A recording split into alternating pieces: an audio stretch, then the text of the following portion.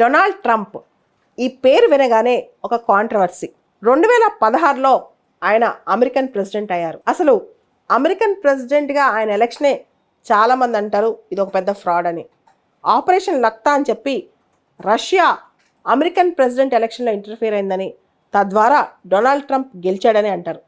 అంతేకాదు Cambridge Analytica అనే సంస్థ అందరినీ మ్యానిపులేట్ చేసేసిందని, అందరి బ్రెయిన్స్ తీసేసుకుందని, ప్రజలందరినీ వాళ్ళ బ్రెయిన్స్లోకి దూరి మరీ ఫేస్బుక్ డేటా మొత్తం తీసుకుని ప్రజలకి చాలా ఇన్ఫర్మేషన్ ఇచ్చిందని, ఇలా చాలా చాలా న్యూస్ ఉంది అప్పట్లో ఈయన ఎలక్షన్ గురించి. ఇదంతా పక్కన పెడితే ఆయన పైన చాలా ఎలిగేషన్స్ వచ్చాయి. ఒకటి, స్టామీ డానియల్స్ అనే ఒక పాన్ స్టార్తో ఆయనకి ఎఫ్ఐఆర్ ఉండేదని, దానికి బయటికి రానియకుండా ఒక నాన్ డిస్క్లోజర్ అగ్రిమెంట్ చేసుకున్నారని, బోల్డ్ అండ్ డబ్బులు ఇచ్చారని చెప్పి, ఆ డబ్బులంతా తన ఖాతాలో వేరే అకౌంట్లో చూపించారని చెప్పి అంటుంటారు. అది పక్కన పెడితే అమెరికన్ ప్రెసిడెంట్స్ మీకు తెలుసు 4 సంవత్సరాల తర్వాత అతనికి పదవి కాలం అయిపోద్ది. 2020లో మళ్ళీ ఎలక్షన్స్ వచ్చాయి. ఎలక్షన్స్ వచ్చినప్పుడు ఆయన గోల మామూలుగా లేదనమాట. ఆయన ఎలక్షన్స్లో యాక్చువల్గా ఓడిపోయారు. ఓడిపోతే ఇదంతా fraud election, stolen election, rigged election, నేను అసలు ఓడిపోలేదు నేనే గెలిచానని తను ప్రకటించుకుని జనం అందరిని రెచ్చగొట్టాడు. అక్కడ క్యాపిటల్ రైట్స్ జరిగాయి. క్యాపిటల్ హిల్ ఏరియాలో ప్రొటెస్టులు జరిగిపోయాయన్నమాట. ఆయన ప్రజలు రెచ్చగొట్టాడనమాట. సో రెచ్చగొట్టమే కాదు, మైక్ పెన్ అని చెప్పి వైస్ ప్రెసిడెంట్ ఉంటారు. వైస్ ప్రెసిడెంట్కి చెప్పాడు ఆయన, నువ్వు ఎలక్షన్లా కౌంట్ చేయకు, ఆ ఎలక్షన్స్ని వచ్చిన ఓట్స్ని రిజెక్ట్ చేసేసాయి.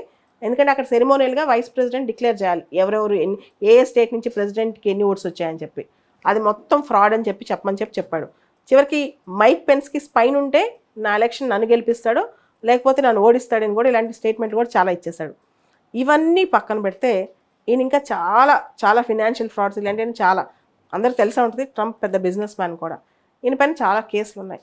అయితే కేసెస్ అన్ని లోయర్ కోర్ట్స్లో కొన్ని ప్రూవ్ అయ్యాయి, కొన్నిట్లో ఇండిక్ట్మెంట్ కూడా వచ్చింది ఈయనకి. ఈయన ఇప్పుడు అమెరికన్ ప్రెసిడెంట్గా కంటెస్ట్ చేస్తున్నాడు. ఈయన ఆలోచన ఏంటి, ప్రెసిడెంట్ అవ్వాలని మళ్ళీ రిపబ్లికన్ పార్టీ నుంచి.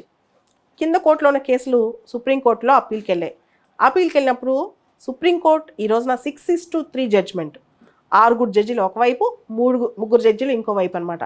6 జడ్జిల్లో 3 ట్రంప్ అపాయింట్ చేసిన జడ్జిలే, ట్రంప్ టైంలో అపాయింట్ చేసిన జడ్జిలే. వీళ్ళందరూ అంటారు అమెరికన్ ప్రెసిడెంట్గా చేసిన వ్యక్తికి ఆ ప్రెసిడెంట్గా చేసే టైంలో జరిగిన విషయాలకి ఇమ్యూనిటీ ఉంటుంది అని చెప్పి. అంటే ఇప్పుడు ప్రెసిడెంట్గా అతను లేడు, ఫార్మర్ ప్రెసిడెంట్ కూడా ప్రెసిడెంట్ టైంలో అతను చేసిన తప్పులకి ఏమైనా తప్పులు ఒప్పులు యాక్టివిటీస్ ఏదైనా ఉండేవండి, దానికి ప్రెసిడెన్షియల్ ఇమ్యూనిటీ ఉంటుంది, ప్రెసిడెంట్కి ఒక ఇమ్యూనిటీ ఉంటుందని చెప్పి కోర్టు డిక్లేర్ చేస్తుంది. ఇది ఎంతవరకు రైట్? అమెరికా లాంటి దేశం ఇది రైటా? అమెరికన్ సుప్రీంకోర్టు యొక్క అభిప్రాయం ఏంటంటే ఫార్మర్ ప్రెసిడెంట్స్ విషయంలో ప్రాసిక్యూషన్స్ కనుక అలో చేస్తే దానికి ఇంకా అంతు ఉండదు. కొత్తగా వచ్చిన ప్రెసిడెంట్స్ పవర్ మిస్యూజ్ చేసుకుని రిట్రిబ్యూషన్ అంటే రివెంజ్ కోసము, డెస్పోటిజం చూపించడం కోసం పాత ప్రెసిడెంట్స్ మీద ఏదో కేసు వేసి వాళ్ళని లాగుతారు. దీనివల్ల ఒక పండోరా బాక్స్ ఓపెన్ అయిపోద్ది. కేసులు వెళ్తూ ఉంటాయి. కాబట్టి ఇలాంటి కేసులు మనం ముట్టుకోకూడదు. అదేవిధంగా అఫీషియల్ కెపాసిటీ, కాన్స్టిట్యూషనల్ అథారిటీగా ఆయన చేసిన పనులు మనం క్వశ్చన్ చేయడానికి ఆ టైంలో లేదు అని చెప్పి అమెరికన్ సుప్రీంకోర్టు తీర్పిచ్చిందనమాట. అంటే ఇప్పుడు ఆల్మోస్ట్ ఆయన పైన ఉన్న కేసులు కొట్టేసినట్టే. ఇప్పుడు ఆయన అమెరికన్ ప్రెసిడెన్షియల్ ఎలక్షన్కి కంటెస్ట్ చేయడానికి చాలా సులువైపోయిందనమాట. ఇప్పుడు ట్రంప్ని ఎవరో క్వశ్చన్ చేయలేరు, డైరెక్ట్గా ప్రెసిడెంట్గా కంటెస్ట్ చేయొచ్చు. మళ్ళా కనుక ట్రంప్ ప్రెసిడెంట్ అయితే అమెరికా అల్లకల్లోలం ఇద్దని చెప్పి చాలామంది కూడా భయపడుతున్నారు. అదే టైంలో ఎవరైతే ఈ 6-3 జడ్జిమెంట్లో డిసెంటింగ్ జడ్జెస్ ఉంటారో, అంటే జడ్జిమెంట్ ఇది కరెక్ట్ కాదని చెప్పే 3 జడ్జెస్ ఉంటారు, వాళ్ళ అభిప్రాయం ఏంటంటే అఫీషియల్ కెపాసిటీలో చేసే పనులైతే ఓకే, అన్అఫీషియల్ కెపాసిటీలో చేసే పనులకి ఇలా తప్పు చేస్తూ పోతే డెమోక్రసీ దెబ్బతిందా, ఇది రైటా, ప్రెసిడెంట్ అన్అఫీషియల్గా చేసిన పనులకు కూడా ఇమ్యూనిటీ ఇవ్వాలా, ఇది తప్పు కదా అని అడుగుతున్నారనమాట. ప్రెసిడెంట్ ఆ టైంలో జ్యుడిషియల్ డిపార్ట్మెంట్, జస్టిస్ డిపార్ట్మెంట్ని కాంటాక్ట్ చేసి మరి ఎలక్షన్స్ చెల్లవని చెప్పమని గోలగోలు చేశాడు. ఇవన్నీ కరెక్టా, ఇవన్నీ తప్పు కదా అని చెప్పి డిసెంటింగ్ జడ్జ్ అంటున్నారనమాట. ఒకవేళ కనుక ట్రంప్ మళ్ళీ ఎలక్ట్ అవుతే ఇలాంటివి ఎన్నో వస్తాయి, ఎన్నో కాంట్రవర్సీస్ మళ్ళీ వస్తాయని చెప్పి కూడా చాలామంది ఆలోచిస్తున్నారు. అమెరికన్ ప్రెసిడెంట్ అయినంత మాత్రాన ఆయన చట్టానికి అతీతుడా?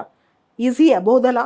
First question. రెండో క్వశ్చన్, కాన్స్టిట్యూషనల్ మొరాలిటీ ఏమైంది, కాన్స్టిట్యూషనల్ స్పిరిట్ ఏమైంది, అంతెందుకు జ్యుడిషియల్ స్పిరిట్ ఏమైంది?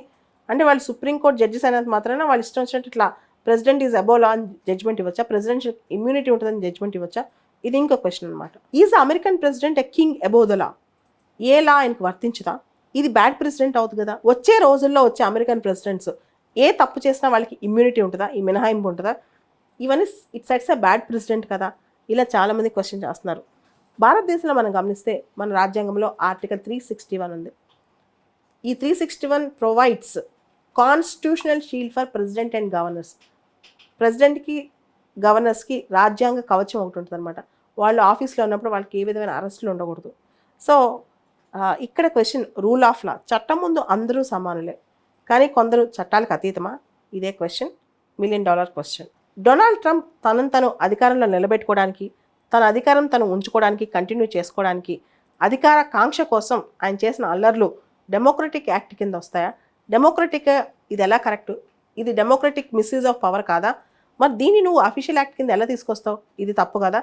ఇలాంటి సమాజం, అమెరికా లాంటి సమాజం ఇలాంటి సందేశం ప్రపంచానికి ఇస్తే ఇంకా ప్రపంచం ఏం పాటిస్తుంది? ఇది కూడా చాలామంది ప్రశ్నిస్తున్నారు. ఇక్కడ అమెరికన్ సుప్రీంకోర్టు మాత్రం అసలు అఫీషియల్ యాక్ట్ అంటే ఏంటి, అన్అఫీషియల్ యాక్ట్ అంటే ఏంటి, దీనికి సంబంధించి మనం కాంటెక్స్ట్ కూడా చూడాలి. ఏ కాంటెక్స్ట్లో ఆయన ఏం చేశాడు, ఏ కాంటెక్స్ట్లో ఏమన్నాడని. దీనికి లార్జెస్ట్ స్క్రూటినీ అవసరం. ఇవి ఇప్పుడు లోయర్ కోర్ట్స్ చేస్తాయి అని చెప్పిందనమాట అమెరికన్ సుప్రీంకోర్టు.